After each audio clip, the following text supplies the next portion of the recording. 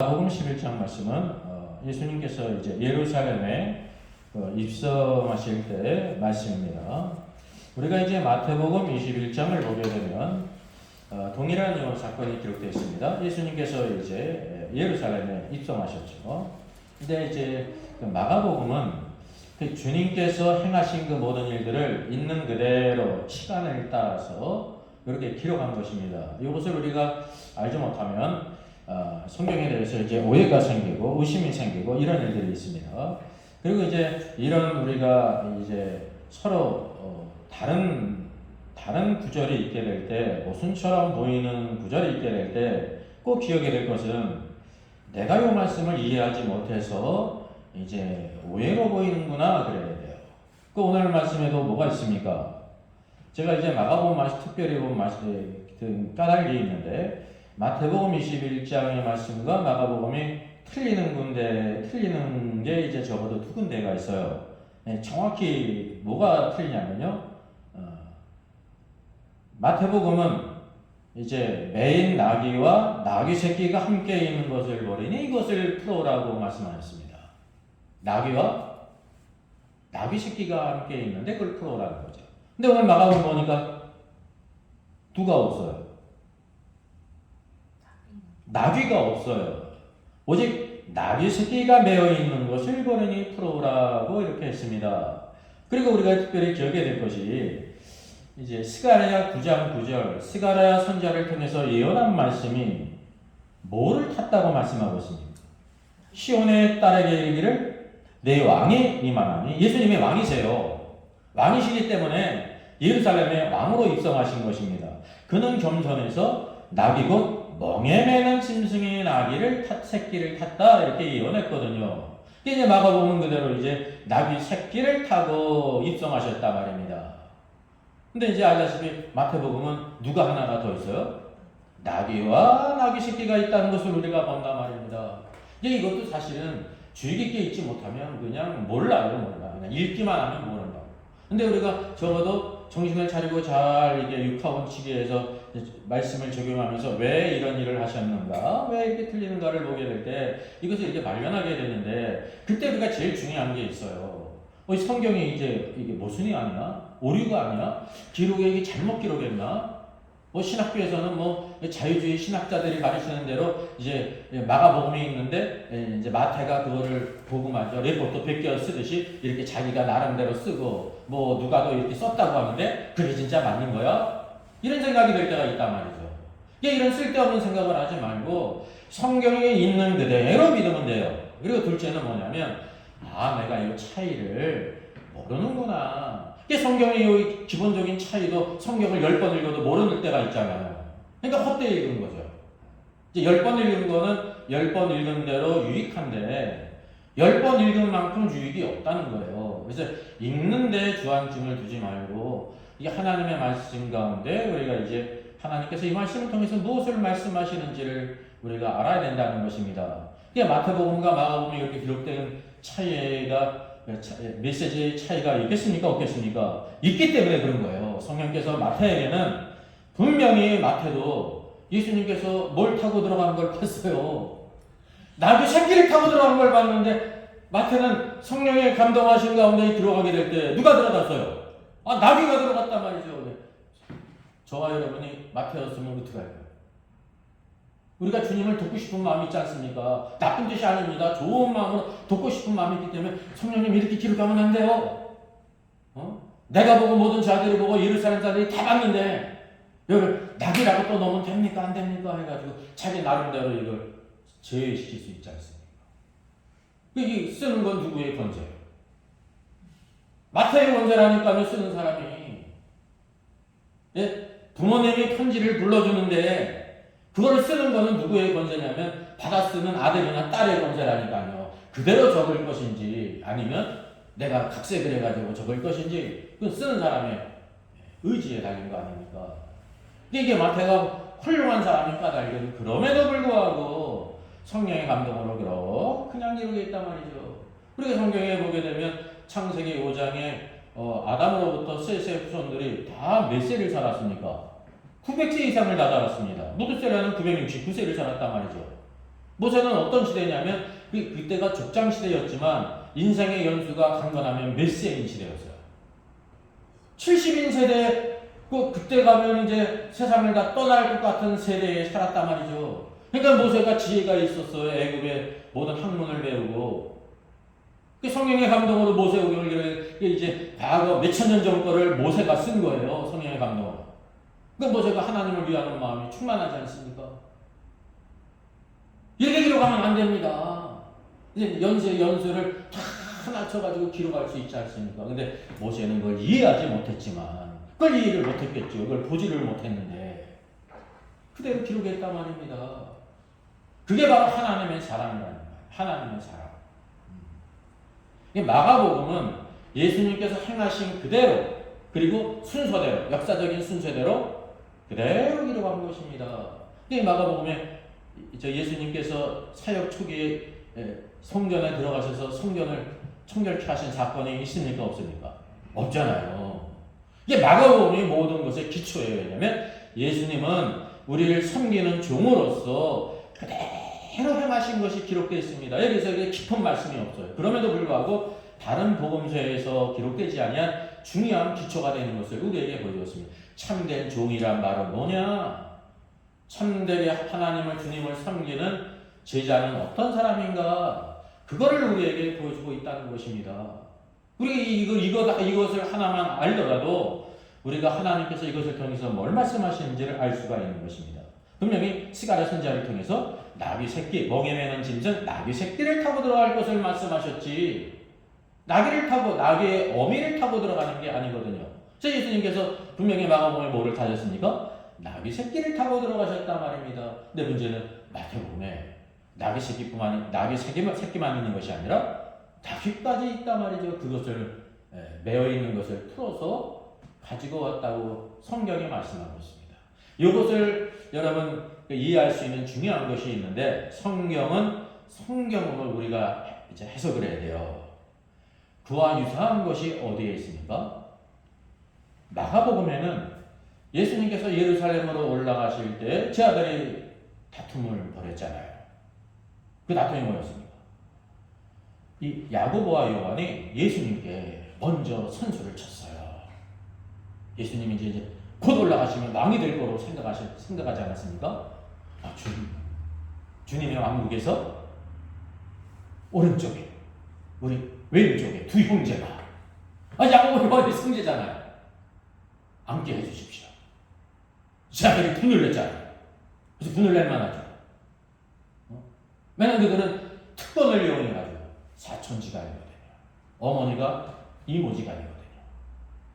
그러니까 누가 청탁을 한 거냐면 야고보와 요한이 청탁을 한 거예요. 이런 게 청탁이에요. 물론 뇌물을 바친 게 아닙니다. 뭘 이용해서? 혈연 관계를 이용해서. 다른 제자가 우리는 혈연이 아니기 때문에 우리는 그런 권세를 못 받는 게 말이면 막 다투지 않았습니까? 네. 근데 마태복음에서는 누가 예수님께 오른쪽 권세, 왼쪽 권세 어깨에 해달라고 부탁을 했어요? 세베대의 어미가. 이거다 보면 성경이 차이가 있잖아요. 이런 걸 보니까 뭐가 어떻게 했어요? 이게 성경의 오류가 아니라, 기록에 이렇게 베껴 쓰고 그런 게 아니라 성령의 감동으로 기록된 거. 디모데후서 3장 16절에 있는 것처럼 모든 성경은 하나님의 감동으로 기록된 것이란 말입니다. 이거를 믿지 못하면 하나님을 못 믿는 거예요. 여러분, 우리가 예수 그리스도를 믿고 하나님을 믿는다는 것은 뭐를 믿는다고 동일하냐면 하나님의 말씀을 믿고 성령의 역사를 믿는다는 것입니다. 오늘 하나님의 말씀 믿지 못하는 분 많이 있죠. 자기 지혜로 하나님을 재단하고 판단하고 평가하는 것이란 말이죠. 이게 마태복음에 왜 분명히 마가복음에는 야고보와 요한이 예수님께 이제 권세의 자리를 이렇게 부탁을 했는데, 이게 마태복음에는 그의 어미들, 세베대의 어미들이 부탁한 것으로 나왔단 말입니다. 마태복음은 어떤 책이냐면 예수님께서 왕이시라는 것입니다. 왕. 왕이신 그리스도를 모르면 예수님을 믿는데 그냥 어린 신앙이에요. 어린 신앙. 부업만. 주님을 따를 때 그래서 제자로 따라야 되는데 주님을 제자로 따를 때 가장 가장 큰, 예? 가장 큰 대적이 바로 무엇입니까? 예수님께서 말씀하셨죠. 너희 형제나 자매나 부모나 그리고 그 다음에 있는 게 있어요. 전토나 집이나. 사람이 가장 사랑하는 게 뭐냐면 자기의 혈연입니다. 혈연을 넘어야 돼요. 이거는 어느 김씨 집안 사람이 뭐 송씨 집안 사람이 김씨 집안 이씨 집안 사람이 많을지라도 교회는 김씨 이씨가 상관이 없단 말입니다. 근데 오늘날 교회는 그런 무리들을 지어가지고 이렇게 할 때가 많이 있죠. 하나님의 가족이에요. 하나님의 자녀들이 모인. 저는 우리가 왕국의 백성으로서 제자로서 주님을 따를 때 결국 가장 큰 대적이 바로 뭐냐면 혈연이라는 걸 보여주고 있습니다. 혈연. 고라와 다단이 모세를 대적하지 않았습니까? 그들도 존귀한 지도자거든요. 근데 자기의 권세에 모세를 대적했어요. 이게 인간의 가장 큰 탐욕이죠. 여호와께 나갔습니다. 여호와께서 그들을 판단하지 않습니까? 근데 우리가 알다시피 여호와께서 고라와 다단과 아비람을 다 어떻게 하셨어요? 땅이 갈라져서 그냥 삼켜서 그대로 다 심판하셨다고 합니다. 이게 성경에서 말하는 멸망을 받은 것입니다. 하나님의 징계, 무서운 징계. 하나님의 통치 가운데 하나님께서 모세를 세우는데요. 모세를 대적하는 건 하나님을 대적하는 것인데 고라다단 아비람은 모세를 대적하지만 우리는 하나님은 대적하지 않는다고 생각했단 말이에요. 이게 하나님께 당당히 나갔죠. 하나님께서 모세를 칭찬하셨습니다. 내 집에 충성되다. 모세처럼 충성된 종이 없다 말입니다. 근데 인간적으로 얘기하면 고라의 모든 자식들이 그 고라 편에 서야 했습니다. 사람들은 혈연을 따라갈 때가 많이 있거든요. 근데 그 고라 자손이 지 아비 편에 섰습니까? 안 섰습니까? 서지를 않았습니다. 물론 이제 우리가 민수기 성경에는 그게 나오질 않아요. 시편을 보니까 누구의 시가 있어요? 고라 자손의 시가 있단 말입니다. 그걸 통해서 우리가 보여주는 것입니다. 분명히 그 아비가 모세를 대적했는데 그의 아비 편 혈연을 따르지 않고 하나님의 편에 서서 모세 쪽에 있었다니까요. 그러므로 인해 가지고 어떻게 됐습니까? 그가 멸망당하지 않았습니다. 그의 아비가 인간적으로 생각할 때 자기 아들이요. 자기 편에 서지 않는 거예요. 모세 편에 그대로 있는 거예요. 그러니까 얼마나 섭섭하겠습니까? 저놈이 아비를 배신하는구나. 어떻게 절할 수 있을까? 인간적으로 이런 생각을 할 수 있겠죠. 그러니까 이제 영적으로 아둔하기 때문에 그렇습니다. 영적으로. 하나님께서 심판하실 때 결국 모든 것이 드러나잖아요. 땅이 갈라져서 그들이 땅 속으로 삼킴받게 될 때 그 아비가 어떻게 생각했습니까? 내 아들이 나와 같이 들어가야 되는데 안 들어가서 억울하구나 그렇게 생각했어요. 그 어리석은 생각이 그냥 탁 깨어진다니까요. 내 아들이 나와 같은 편에 서지 않아서 감사하구나. 아비는 미련해서 하나님의 심판받아 지금 죽음을 당하는데 내 아들은 참된 믿음이 있었기 때문에 이 아비와 함께 죽지 않는구나. 그래서 고라 자손이 이 땅에서 끊어지지 않고 있다는 것입니다. 시편에 고라 자손의 시가 있단 말이죠. 이게 고라가 위대한 까닭이 그는 진정으로 하나님을 섬기는 사람이었어요.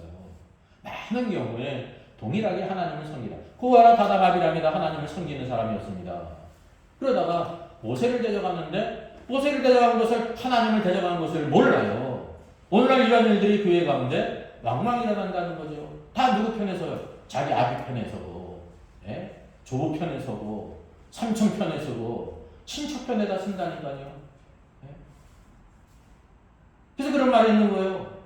오늘날 교회에 예수 그리스도의 피가 없다. 김씨 피가 있고 이씨 피가 있고 무슨 이름 피가 있다 그런 얘기가 있는 거예요.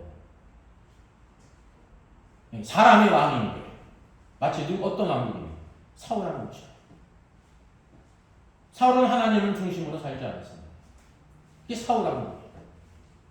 하나님의 다윗을 기뻐하셨냐면 하나님의 마음이 아픈 사람으로서 한 하나님만 섬겼습니다. 그리고 한 성소 자기의 인간적인 욕망을 따라 성소를요 따로 이렇게 만들진 않아요. 북왕국 이스라엘처럼. 여로보암은 북쪽에 다네, 남쪽에 베델에 금송아지를 세웠습니다. 그래서 자기 이스라엘 백성들이 유다 땅으로 나가는 걸 막았단 말이죠. 왜? 그곳에 예루살렘 성전이 있거든요. 그게 바로 우상입니다. 금송아지를 뭐라고 애고 만든 거냐면 우리를 애굽에서 인도해 낸 여호와라라고 만든 거예요. 금송아지다 신이 아니에요. 그게 바로 우상이에요, 여러분. 그게 우상이라니까요. 우리가 생각할 때 여호와를 섬기는 겁니다. 근데 무슨 형상을 만들든지 하나님께서 끔찍한 우상으로 여기는 것입니다. 그래서 오늘도 이 말씀을 통해서 마태복음은 왕이신 그리스도를 따르는 제자가 되어야 되는데 제자가 되기 위해서는 모든 것을 다 주님께 순종하고 나가는데 이게 마지막 관문이 바로 뭐냐면요. 이 땅에서 가장 센 거, 피는 물보다 진하다. 피. 혈연을 넘어야 된다는 거. 내가 주님을 온전히 섬기려고 할 때 혈연을 넘어야 돼요. 혈연을. 이 주님께서 뭐라고 말씀하셨어요? 며느리가 시어미를 불화하리라 그랬습니다. 이게 뭐냐면 일부러 잘못해서 불화한 게 아니라 며느리가 지금 주님을 완전히 따르려고 하는데 누가 가로막냐면 시어미가 다 가로막는 거예요. 그럼 시어미에게 순종해야 되느냐 하나님께 순종해야 되느냐 하나님께 순종하면 뭐가 일어나는 거예요? 불화가 일어나는 거예요. 거꾸로 시어머니가 하나님을 따르는데 며느리가 쌍지팡이 나고 나면 어떻게 신앙생활을 그렇게 광신적으로 합니까? 그냥 적당히 하라고 이렇게 하면 그 참견하면 만약에 거기에 무너지면 주님을 못 따르는 것입니다. 주님을 따르면 어떻게 되는 거예요? 시어미가 며느리가 불화한 거 아닙니까? 그 인간적인 잘못으로 불화한 것을 가리키는 것이 아닙니다. 주님을 따를 때 누구? 아비와 아들. 아들에게 있어서 아비가 얼마나 중요합니까? 아버지가 그러는 거예요. 너 그렇게 신앙생활하면 되냐? 적당히 해라, 적당히. 일주일에 한 번 예배 드리면 되지. 목포난 주간이라고 새벽마다 가냐? 금요기도에 가냐? 그럼 어떻게 해야 돼요? 아버지와 관계가 좋으려면 주님 따르는 거를 그쳐야 되는 거예요. 근데 주님께 순종하려고 하면 결국 뭐가 일어나냐면 아비와 아들이 불화가 일어나는 것입니다. 어미와 딸도 마찬가지라니까요. 이게 왕국이기 때문에 그래요. 왕국. 이게 마태복음에 있는 것입니다. 근데 오늘의 말씀은 마가복음은 주님께서 말씀하신 대로 예언된 대로 이 나귀 새끼를 타셨습니다. 이 마가복음의 특색이 바로 뭐냐면 또 하나 중요한 특색이 있죠. 이게 몇 절이냐면 나귀 새끼가 있는데 어떤 나귀 새끼인가를 이 마가복음만이 기록하고 있습니다. 어떤 나귀입니까? 곧 아직 아무도 타보지 않은 나귀 새끼가 매여 있는 것을 본 것이다. 아무도 타보지 않은.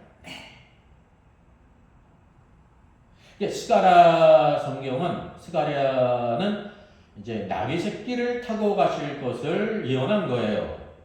어떤 나귀를 타고 갈 것은 예언하지 않았습니다. 근데 이 말씀을 보게 되면 하나님의 뜻이 어떤 나귀를 타고 간다는 것을 알게 돼요. 사람이 타본 나귀는 쓸 수가 없다는 거예요.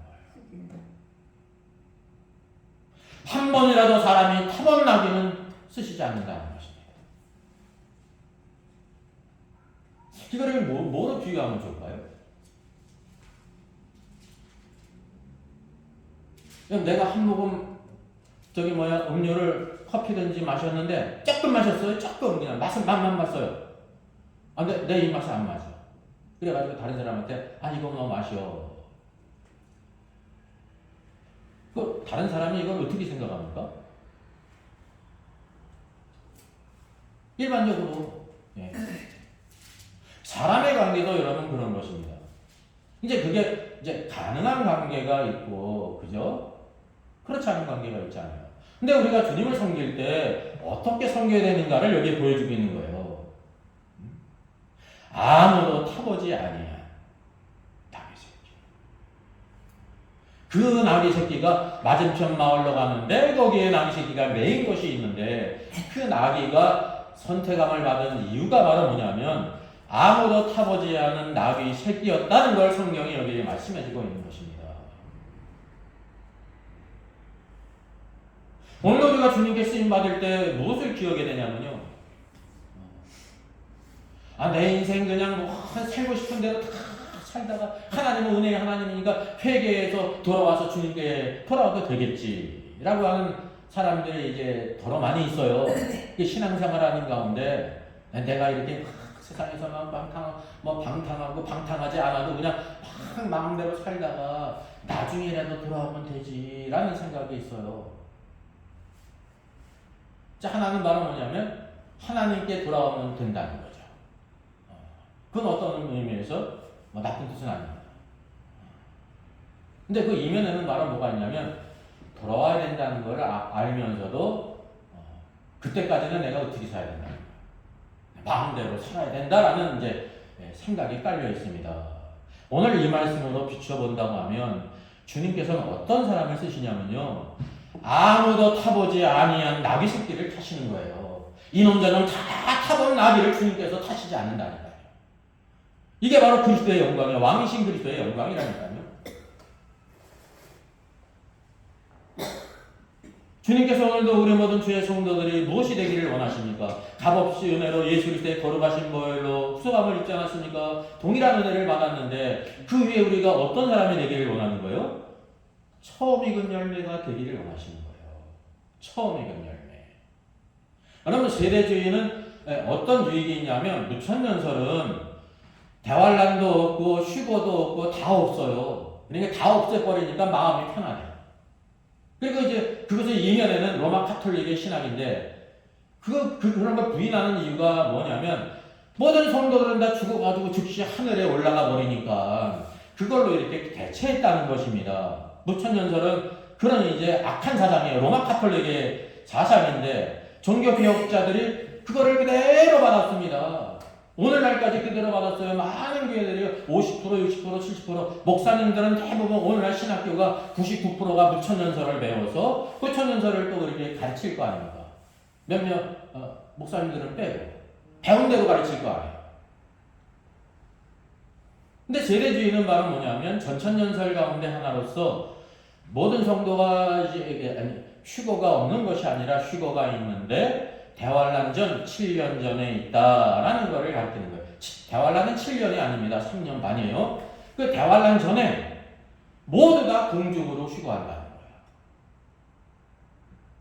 그거를 갖다가 은혜로 이제 공중으로 올라가기 때문에 우리는 아무 문제가 없다 그래가지고 뭐 이렇게 신앙생활 열심히 해야 휴거되는 거로 알고 있는데 전혀 비성경적인 것입니다. 우리는 하나님의 은혜로 휴거됩니다. 공중으로. 여러분, 휴거는 공중으로 올라가는 게 아닙니다. 그거는 사실 데살로니가전서 4장에 있는 말씀대로 마지막 주님께 대환란 후에 지상 재림하시기 전에 죽었던 자가 먼저 부활해서 공중으로 올라가고 대환란을 통과한 성도들은 공중으로 끌어올려 주를 만나 그곳에서 그리스도의 심판석이 있다는 것을 잘못 이해한 거예요. 그거를 대환란전으로. 대환란도 7년이 아니에요. 3년 반이고. 그러니까 이거는 대환란을 통과한 성도들이 공중으로 올라가는 것이고 처음 익은 열매는 대환란전 3년 반 전에 어디로 올라가요? 시온산에 있는 어린 양 앞에 올라가는 것입니다. 계시록 14장에. 계시록 12장 남자아이가 있지 않습니까? 남자아이가 하늘로 올라갔는데 어디로 올라갔다고 그랬어요? 하나님 아빠, 하나님의 보좌 앞으로 올라가는 것입니다. 이런 명확한 말씀들을 무지하다는 것입니다. 무지해요. 그냥 그 신학은 100년 전에 세대주의를 만든 사람들이 만들었는데 100년이 지났으면 거기에 이제 부족한 것이 있지 않습니까? 부족한 것을 채워대는데 그대로 100년 동안 그대로. 근데 모든 성도가 다 휴거된다는 거는 휴거 안 된다는 거하고 똑같은 거예요. 그냥 가만히 있으면 되는 거잖아요. 제가 이 말씀을 드리는 이유가 바로 뭐냐면 주님께서 어떤 사람을 기뻐하시냐면 처음 익은 열매. 구약에도 하나님께서 하나님의 백성들이 그 가나안 약속의 땅에서 수고하고 애쓴 것들 가운데 처음 익은 열매가 있지 않습니까? 처음 익은 열매를 어디다 갖다 바쳐요? 하나님의 성전, 하나님께 드리는 거예요. 처음 익은 열매 아닌 거는 하나님께 드릴 수 있어요? 없어요? 없어요. 근데 나중에다 곡식이 있는데 그거는 다 베어가지고 어디에 듭니까? 곡간에 드는 거예요. 곡간. 예. 그러니까 이제 이 곡식이 다 밀이에요. 밀이 땅에 있지 않습니까? 예수님께서도 가라지 밀을 통해서 땅은 뭐라고 그랬어요? 세상이요. 밀이 오늘도 하나님의 백성들, 하나님의 생명이 있는 밀이에요. 예수님이 하나의 밀이고 우리도 밀이란 말이에요. 땅에 있는데 땅에 있는 까닭이 익으라는 것입니다. 땅에서 익어야 되는 거예요. 많은 환난과 어려움이 말씀으로 인해서 환난과 어려움이 일어날 때 넘어지는 자가 되지 말고 그것이 오히려 우리에게 축복이 돼서 성장하게 하지 않습니까? 그래서 처음 익은 열매는 성전. 성전이 하나님의 참 성전이 어디 있어요? 3층 천에 있잖아요. 그게 대환란 전에 그곳으로 올라가는 것입니다. 그리고 처음 열매가 되지 않은 사람은 이 대환란의 뜨거운 햇빛 가운데 환란 가운데 다 이렇게 고난을 받으면서 익어져서 나중에는 언제 들어가는 거예요? 대환란 후에 공중으로 올라가는 거예요. 그게 곳간이 어디에 있습니까? 성전에 있죠. 땅은 땅 밭은 땅에 있죠. 곳간은 그 가운데 있지 않습니까? 그게 바로 공중으로 올라가는 것을 예표하는 거라는 거예요. 자, 처음 익은 열매는 무엇과 같으냐면 아무도 타보지 않은 나귀 새끼와 같은 거예요. 왜 처음 익은 열매가 되지 못하냐면 자기의 모든 인생들, 자기 재능들, 자기의 모든 재물들 이놈 타고 저놈 타고 다른 데 다 쓰다가 결국은 첫 열매의 휴고가 있지 않습니까? 대환란이 있지 않습니까? 정말 인내 하면서 말이죠. 깨어있지 못하고 그러다가 결국 그것을 깨닫고 3년만 동안 이렇게 연단을 받아가지고 성숙해진다는 거예요. 성숙했기 때문에 추수가 되는 거예요. 근데 하나님 앞에는 못 올라가요. 어디요? 공중으로 올라가는 거예요. 공중으로. 오늘도 주님이 입성하실 때 어떤 나귀 새끼를 쓰시냐면 아무도 타보지 않은 나귀 새끼를 쓰신다. 인생 말년에 다 허랑방탕한 삶을 살다가 주님께 돌아오는 것도 하나님의 은혜란 말입니다. 근데 그는 뭐를 깨닫지 못하냐면 자기의 인생의 푸릇푸릇한 모든 시절들을 주님께 드리지 못하고 쓸데없는 데다 보내고 말이죠. 신앙생활에도 그런 거예요. 신앙생활을 해도 젊어서 왕성하고 뭐든지 할 수 있을 때는 다 세상에 어떤 일을 힘쓰다가 다 늙어 빠져가지고 그냥 주님께 나오면 된다고 생각하는 거 그것도 은혜인데 뭐가 없는 거예요? 인생을 다 헛된 데 쓰고. 예? 우리가 언제가 제일 젊을 때입니까? 지금이래 지금. 우리 원사님들이 연세가 높으시지만 지금이 젊은 때예요. 언제보다? 내일보다, 모레보다. 주님은 어떤 사람을 쓰시냐면요. 쓰시는 게 아무도 타보지 않은 사람.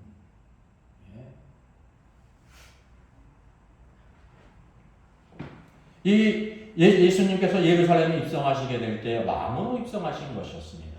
근데 왕이심에도 불구하고 겸손해서 멍에 매는 짐승, 나귀 새끼를 타셨습니다. 겸손하신 주님, 우리를 섬기러 오신 주님이십니다.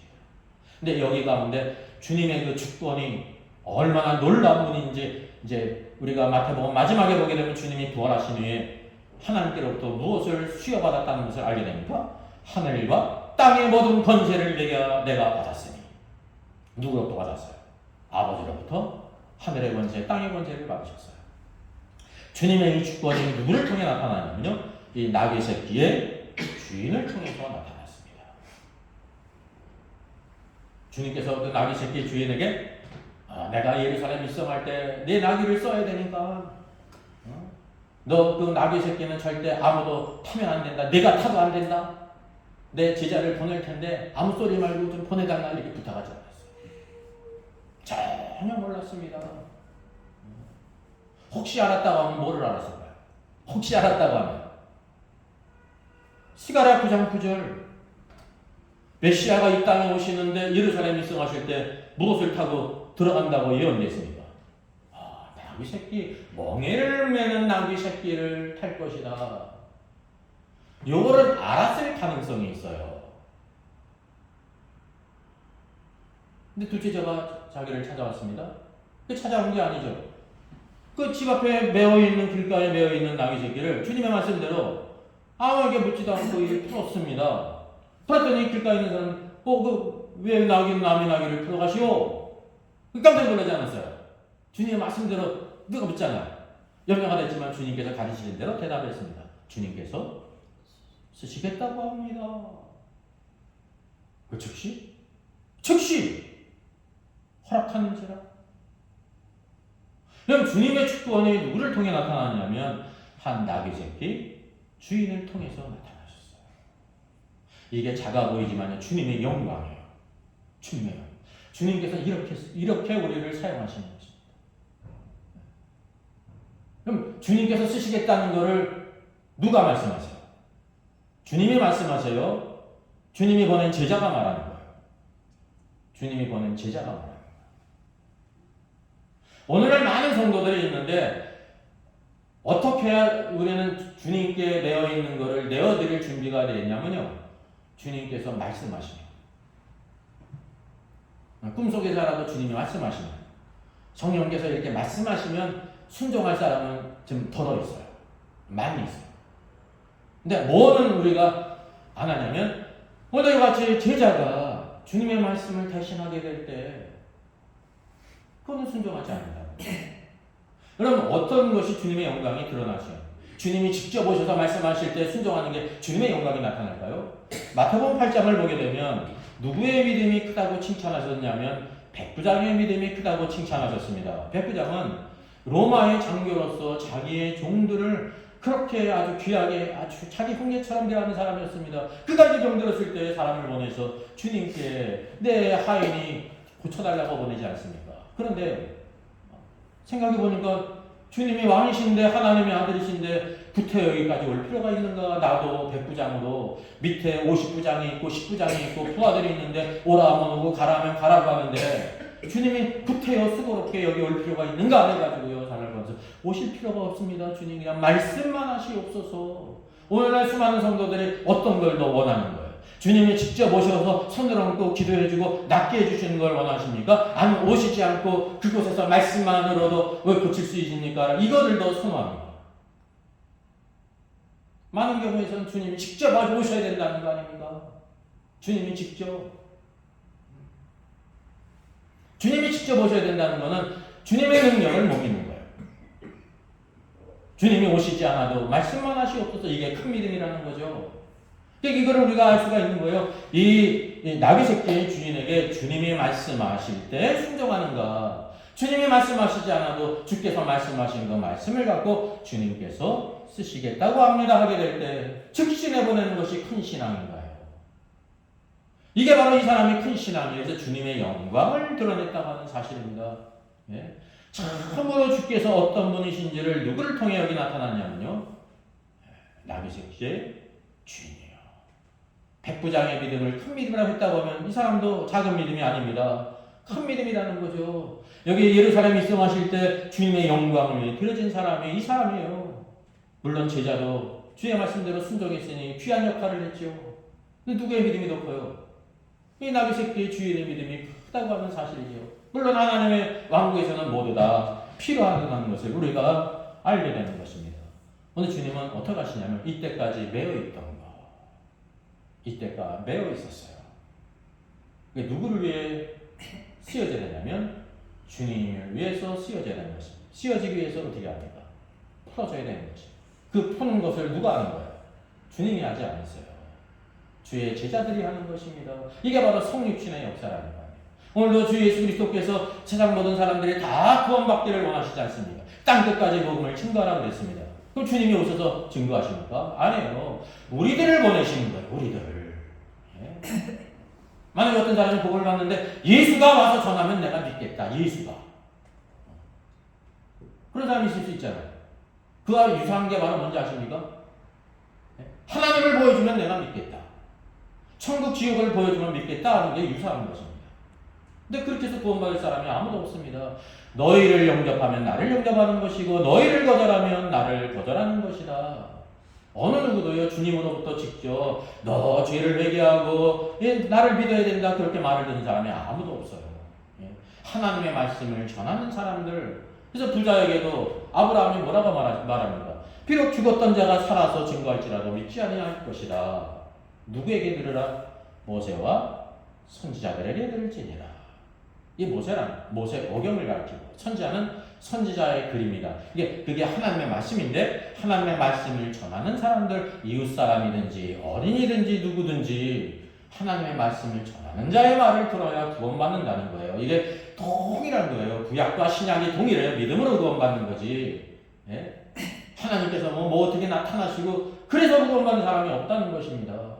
믿음은 무엇으로 퍼나요? 들어보러 나는 거예요. 뭘 봐가지고 믿는 사람이 없어요. 봐가지고 믿는 사람들은 다 어디로 가는 거예요? 사탄도 강력한 천사로 나타나는데 다 잘못된 데 빠지지 않습니까? 오늘도 우리가 믿음의 말씀을 듣고 순종하고 나가는 거예요. 구원받을 때도 그러고 주님을 섬길 때도 그러는 것입니다. 제자들이 나비 주인에게요 뭐 희한한 환상을 보이지 않지 뭐 그런 능력도 없고 그냥 주님이 주신 말씀대로 주님께서 쓰시겠다고 합니다. 그래요? 즉시 되어졌어요. 여기 원문을 보게 되면요 주가 쓰시겠다고 하라라는 말이 주님께서 그것을 필요로 하십니다 그런 뜻이에요. 주님께서 그것을 필요로 하십니다. 오늘도 우리의 모든 삶 가운데 주님께서 우리의 것을 필요로 하는 사람이에요.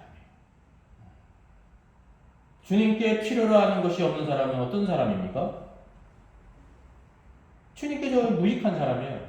주님께 오늘도 우리가 필요한 사람이 되어야 된다는 거죠. 주님께 이렇게 쓰임받는 사람이 축복이지 예수 그리스도를 믿으면서 아무것도 안 하는 사람이 축복인 사람이에요. 아무것도 안 하는 사람은 어린아이, 깐난아기. 어린아이는 아무것도 할 수 없거든요. 어린아이에게 뭘 시켜요? 아무것도 안 하잖아요. 근데 주님이 쓰심에 필요한 사람이 될 것을 우리에게 보여주고 있다는 사실이죠. 그래서 주님께서 스가랴 예언을 따라서 이 나귀 새끼의 주인의 그 큰 믿음 그리고 주님의 주권적인 역사가 나타남으로 인해서 예언이 성취가 된 것입니다. 이 예언이 왜 중요하냐면 주님께서 예루살렘에 입성할지라도 나귀 새끼를 타지 않으시면 주님의 흠이 생기는 거예요. 출애굽기 12장에 어린 양의 자격이 바로 무엇입니까? 흠이 없어야 되는 것입니다. 흠이 주님의 말씀대로 그 모든 것을 다 성취해야 되는 것입니다. 예루살렘에 들어가실 때도 바로 종려주일에 들어가야지. 만약 월요일날 들어가셨어요. 늦게 들어가셨어요. 아니면 일찍 들어가셨어요. 그래 문제가 생기는 거예요. 시간도 중요하고 내용도 중요한 것입니다. 하나님의 놀라운 경륜 가운데 그 모든 것이 다 하나님의 계획 가운데 주님이 걸어가셨다는 거죠. 이게 다 놀라운 게 누구를 위한 것이냐면 저와 여러분을 위한 것입니다. 하나님의 모든 합당한 어린 양으로서 합당하신 분으로서 자격이 있는 분으로서 그 모든 것을 성취하신 주님 우리를 위한 것이라는 거죠. 그래서 이런 하나님의 경륜을 우리가 알게 될 때 주님이 가신 그 모든 길 종려주일로부터 고난주간 모든 일들이 십자가에 죽으시고 부활하실 때까지 부활하실 때도 고린도후서 15장에 뭐라고 말씀하고 있습니까? 성경대로예요. 누가 그냥 뭐 계시를 받고 환상을 봐가지고 그거 받아 적고 그러고 오신 게 아니에요. 이미 선자를 통해서 예언된 성경대로 오셨습니다. 그 주님 다시 오실 때도 어떻게 오십니까? 성경대로 오시는 거예요. 오늘날 많은 사람들이 부활에 대해서는 성경대로 오신 것을 믿으면서 주님이 다시 오실 때는 누가 계시를 받아가지고 어쩌고 저쩌고 그냥 시간표를 막 얘기하고 그런데 쫓아다닌다니까요. 성경에 예언됐어요. 성경을 통해서 할 수 있다니까요. 우리 인간에게는 아무 선한 것이 없어요. 아무리 좋은 것도 사악한 것이라니까요. 사람이 생각할 때 좋은 것이죠. 주님의 말씀을 떠나서 선한 것이 없습니다. 오늘 그래서 수많은 선지자들이 있는데 하나님의 종이라고 하는 사람들이 있는데 성경대로 오신다는 것을 믿지를 못합니다. 자기가 뭐 기도해서 응답을 받았고 뭐 계시를 받았고 뭐 방언으로 또 예언을 받았고 어쩌고 저쩌고 하면서 수많은 사람들을 인도한다니까요. 그리고 많은 사람들이 그런 사람을 좋아해요. 왜? 자기의 마음을 기쁘게 하거든요. 저렇게 계시를 받았으니 얼마나 놀라운 사람입니까? 애나 청년이나 수많은 사람들이 봤다고 하는 사람들이 많이 있잖아요.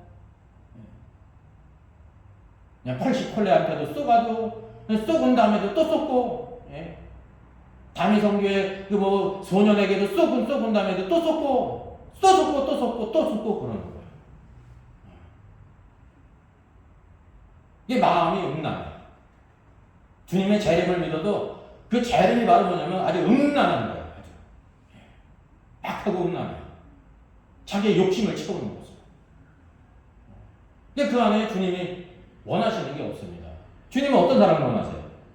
아무도 타보지 않은 나귀 새끼인데 그 모든 인생을요 이 사람 저 사람 다 그냥 태우고 다니면서 인생을 다 망쳐놓고도 더 계속 그런 길을 간다는 거죠. 회개가 없는 거예요. 회개가. 회개한 것 같이 보였죠. 그게 회개가 아닙니다. 자기 육신을 의지하고 생각을 의지하고 이게 제일 중요한 거는 하나님의 말씀을 의지하지 않는다는 것입니다. 이게 그 안에 성령의 역사가 있습니까? 없습니까? 없는 겁니다. 그게 자기의 생각의 역사지. 자기 생각의 충만이지. 베드로처럼 결코 주님 이런 일이 있을 수 없습니다. 주님을 막 붙들고 막 우리말 성경은 항변했다고 하는데 주님을 책망한 거예요. 주님을 막 꾸짖는 사람 얼마나 담대한 사람이에요. 자기 의로 가득한 사람 얼마나 확신이 찼으면 오늘도 이런 확신이 찬 사람이 얼마나 많이 있습니까? 주의 종들로부터 모든 성도들까지. 그게 여러분 우리가 우리 안에 아무 선한 것이 없다는 것을 보여주고 있는 것입니다. 이거 우리가 주님께 온전히 엎드려야 돼요. 주님은 오늘도 십자가를 앞에 놓고 당당히 그 모든 말씀을 따라 그 길을 걸어가셨는데 주님 제자들은 함께 걸어갔지만 주님의 가신 길 따라가는 사람이 아니었습니다. 딴 생각을 가지고 있었습니다. 이게 모두 다 도망갔죠. 결국 다 드러나잖아요. 자기 실상이 나는 죽을지라도 안 버리겠습니다. 다른 제자는 다 버려도 나는 안 버립니다. 결국 믿음의 실상이 드러나잖아요. 다 베드로가 3번이나 주님 부인하지 않습니다. 그게 믿음의 실제, 믿음의 실제. 그래서 주님의 이 길을 걸어가신 것, 오늘도 우리를 구원하시고 오늘도 그리스도처럼 하나님의 뜻을 따라 사는 사람, 이 은혜를 받은 사람은 오늘도 주님을 닮아가는 사람, 나를 신뢰하지 않고 주님만 의지해요. 하나님의 말씀을 의지해요.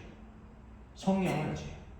내 생각, 내 느낌을 의지하지 않아요. 우리 느낌은요, 어떤 데는 충만했다가도 죽으면 죽으리라 대부분 다 그런 생각하지 않습니다. 근데 이거 어떤 생각인지 그냥 다 사그라져서 삶을 보게 되면 삶 속에 예배도 없고 하나님도 없는 사람들 얼마든지 찾아보잖아요. 이게 다 자기를 신뢰하는 사람이에요. 주님을 따른 게 아니었어요. 자기를 따른 거였죠.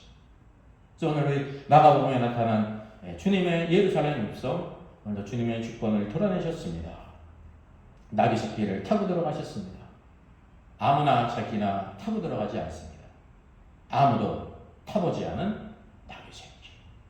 오늘도 우리가 이런 사람으로 주님께 드려지게 될 때 주께서 오늘도 우리를 위해서 놀라운 구속을 이루신 주님의 은혜를 받은 자로 오늘도 우리의 모든 삶 속에 은혜가 차고 넘쳐서 오늘도 기쁨과 즐거움으로 다윗이 하나님의 마음에 합한 사람처럼 된 것처럼 하나님의 마음에 합한 사람으로 살아 승리하는 저와 여러분 되기를 주님의 이름으로 축원하겠습니다.